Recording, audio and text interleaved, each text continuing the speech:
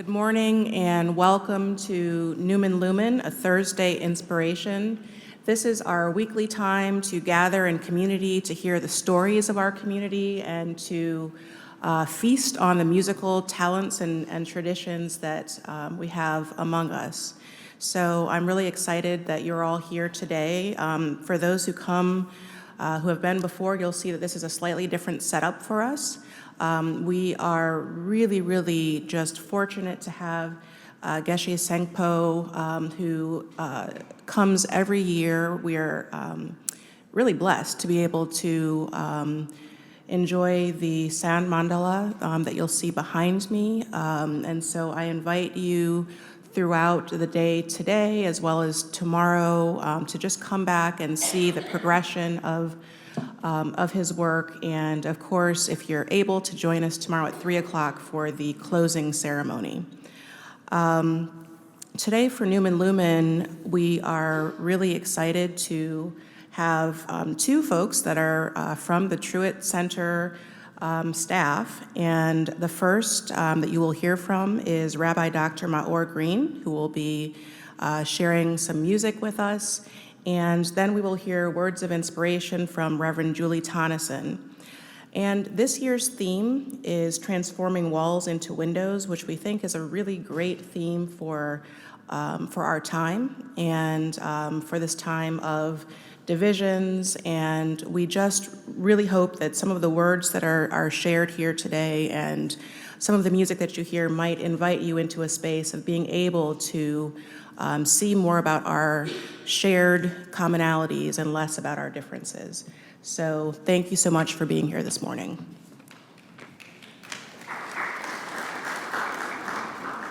We'd like to note that Geshe Sangpo has laryngitis. And normally you would hear Tibetan chanting, but you're going to hear me.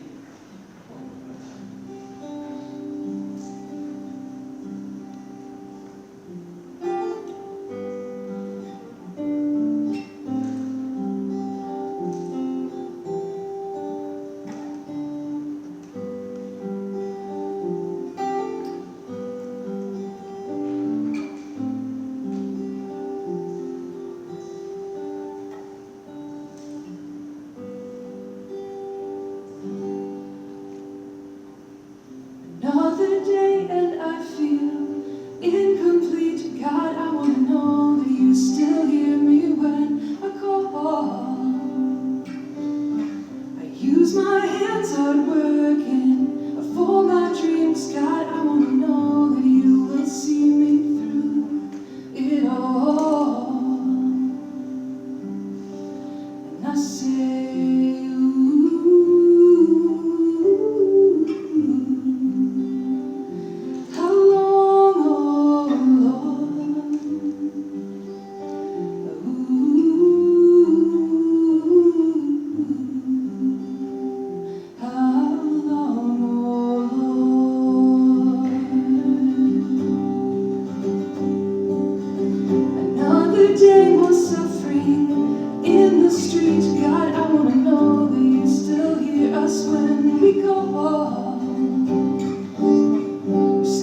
justice praying with our feet. God, I want to know that you will see us through it all. And we say,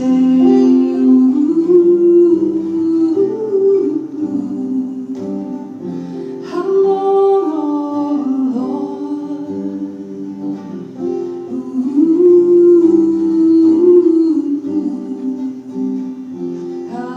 long,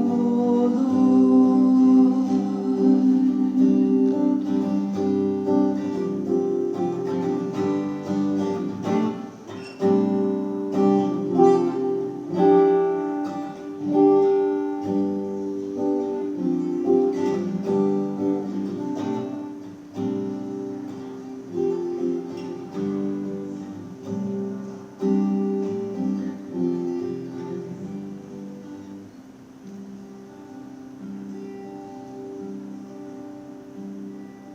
as I sing about another way, God, I want to know that you still hear me when I call.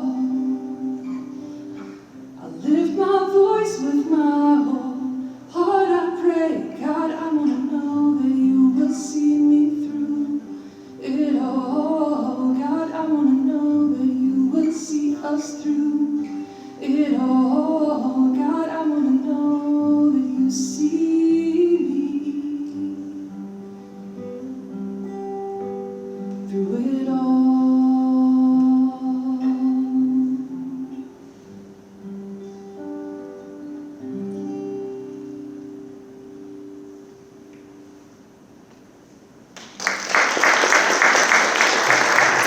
Thank you, Rabbi Maor. That's a tough act to follow.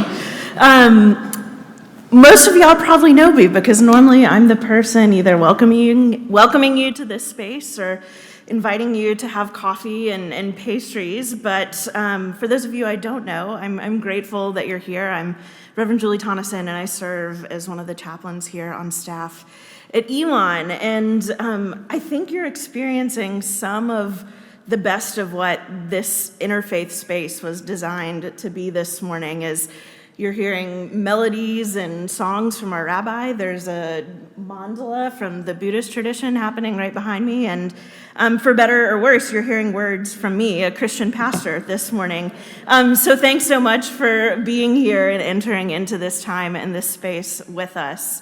I'll admit to you that I much prefer to be the person inviting you to eat donuts than I do to be the person sharing a little bit of who I am and what I hold dear. But I think this opportunity to speak and share a little bit of my own story today has made me even more immensely grateful for those of you who have said yes to speaking in this space and have shared your story. But also to everyone who's shared of who they are, no matter what that setting was. Reverend Kirsten and I are clearly on the same brainwave because one of my opening lines of my talk today was about how I didn't feel like it was necessary to spend a lot of time talking about why this seemed like a particularly important year in time to have a theme for Newman Lumen that talks about transforming walls to windows or transcending challenges and divides that exist either within ourselves, our families, or our communities. But I will admit that speaking on this feels extra vulnerable today because in order to do so, I have to name some of the places where this brokenness or these divides and challenges exist within my own life. And I don't always love to hang my dirty laundry on the line, but here we are. So I'd like to tell you a little bit today about my relationship to the Lutheran Church of Papua New Guinea, acknowledging that this is a story that begins long before me and is really only part of a story because you're only getting to hear my perspective. To provide some context, this relationship is fresh on my mind because I just spent 10 days in Papua New Guinea working to repair places where this relationship has caused harm in the past and dreaming about how we want it to look in the present and into the future. For those of you who may not be familiar with Papua New Guinea, as I was not prior to my engagement with this small island nation in 2019 for the first time, it's a small nation off the northeast corner of Australia, just above the Coral Sea, right below the equator. There's a national boundary that runs through the middle of the island, with Indonesia occupying the western half and Papua New Guinea occupying the eastern.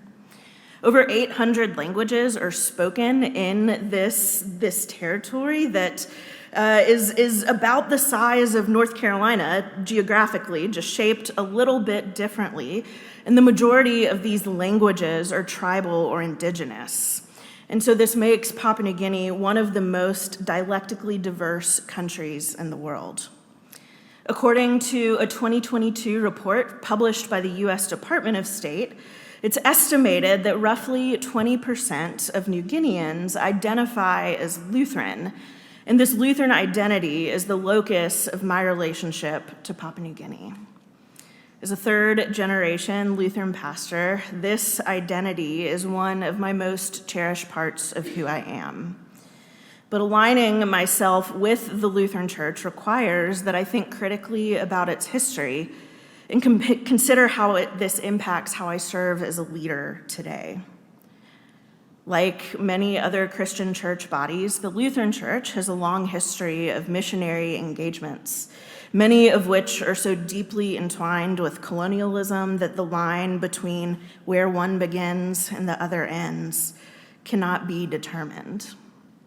As a Christian, two fundamental values that I hold dear are, first of all, that I feel called to share my faith, that I am called to share my faith, and that each and every person who walks this earth was lovingly created by God. To me, this means that I am called to love people in the fullness of who they are exactly as they were created to be, because this is what God does.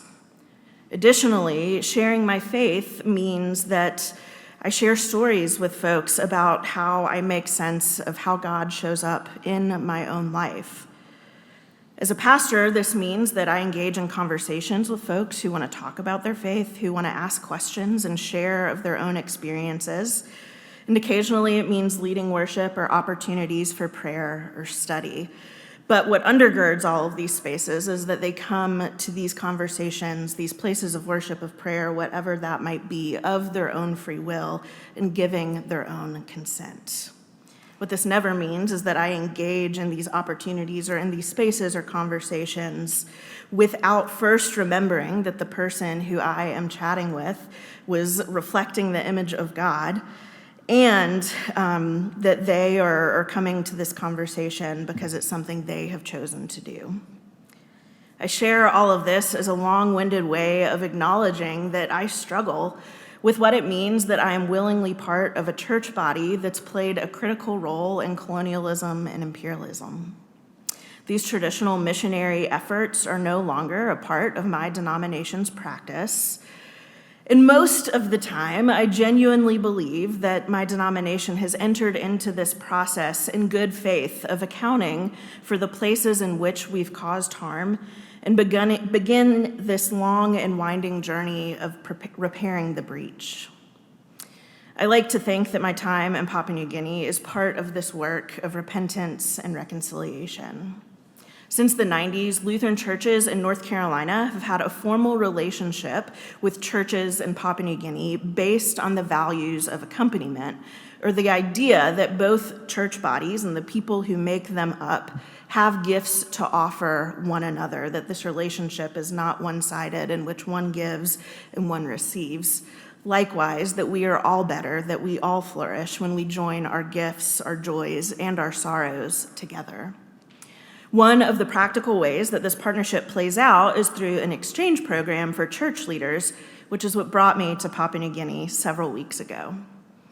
Throughout my time there, my fellow travelers and I had the privilege to spend time in communities where we were welcomed into families' homes and fed from their tables. We took long walks to learn about the incredible flora and fauna which make up Papua New Guinea's landscape, and to bear witness to the churches, schools, medical clinics, and other community services that the Lutheran Church offers to people in Papua New Guinea today, regardless of their religious identity. We were invited to dance with elders who took the time to explain to us what each of the different moves of the choreography meant, and what the garments they wore and the words they sang meant to them as well. We were invited to sing with children who giggled with glee anytime we would discover a song that we could all sing together. Party in the USA, which we changed to Party in PNG for the time being, was a favorite. We'd walk together to the market in the morning and prepare meals together in the evenings. And I'm afraid that I'm never going to be able to enjoy a pineapple in the US ever again, because I've never tasted a pineapple as sweet and flavorful as the one I picked out of an abandoned lot where nature was taking its course in Papua New Guinea. While the main goal of this trip was simply to be together, it would be dishonest to paint the whole thing as this kumbaya moment. On our first day there, one of the church leaders from PNG reminded us that in order to be an authentic relationship, we had to tell each other the truth. Sometimes this looked like hours-long conversations where we talked about the challenges of our respective churches and our disappointments and our failed hopes. It looked like owning up to the ways we've fallen short and saying the things out loud that have caused us pain. Owanganu, who serves as a director of youth programs in the Lutheran Church in Papua New Guinea, named that it hurts him to see the Lutheran Church in the U.S. hoard resources that could be so easily shared and do so much good if it were distributed more equitably. I named that a pain point for me is the fact that women can't be ordained in the Lutheran Church of Papua New Guinea simply because they were born women. And I'll be the first to admit that I tend to be pretty skeptical of stories that talk about overcoming differences as if that were as easy as simply shaking hands. But I'm also here to tell you that I think Americans have a lot to learn about resolving conflict from our global neighbors in Papua New Guinea, because I know that my own perspective has been changed from spending time there. Over a simple meal of banana soup, one of the matriarchs from the village we were visiting, Alice, told us the story that is near and dear to her village of the Peace Children. Legend has it that for many, many years, anytime her village would be at war with a neighboring village and a truce could not be reached, it was the practice of these two feuding villages to quite literally entrust an infant from each of these villages to the care of the other. In doing so, the villages practically demonstrated how the well-being and the livelihood of the other was quite literally more important than the differences that divided them. And while I'm captivated by this story, what I don't mean to suggest is that we can just copy and paste and start trading babies to settle our own conflicts, or that agreeing to disagree is even a possibility always when one's humanity is at stake. But in the wake of yet another school shooting here in America, I've found myself returning to this story of the Peace Children and wondering what our country could be like if we had the same regard for others' children as we do for our own.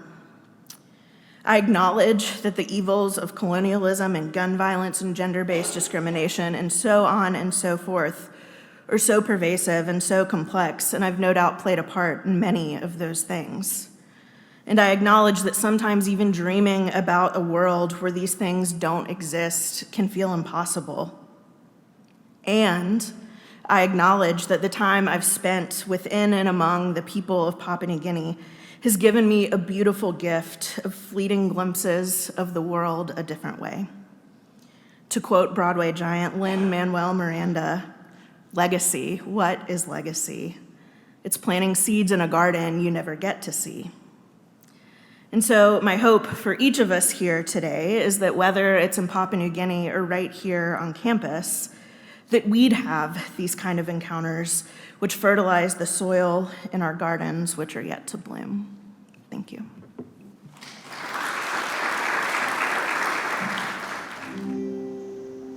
This is from an excerpt from Psalm 100.